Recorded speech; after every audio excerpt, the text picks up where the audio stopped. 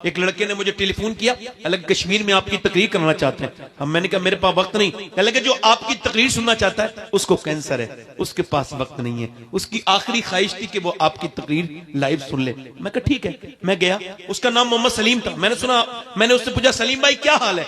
कह लगे अल्लाह का शुक्र है। मैंने कहा मैंने सुना है आपको कैंसर है। कह लगे कैंसर की वजह से ही अल्लाह का शुक्र है। क्यों?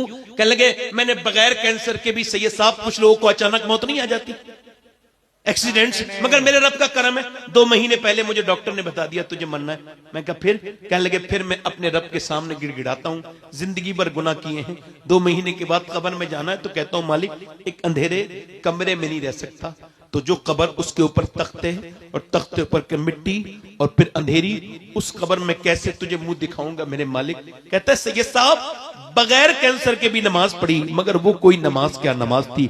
नमाज तो अब है कि जब कैंसर का मरीज हूं, जब सर सजदे में रखता हूं, कीमो की जलन अलग अपनी तरफ होती है, मगर कहता है जब मैं सर सजदे में रखता हूं तो मेरी आंखें डबडबा जाती हैं, ऐसा लगता है रब के करीब हो गया हूं, रब से बातें कर रहा हूं। मैं उससे कहता हूं मालिक बड़ा गुनहगार हूं, आज तक कहते हैं बड़े सजदे किए थे मगर वो आंसुओं में डूबा हुआ सजदा नहीं किया।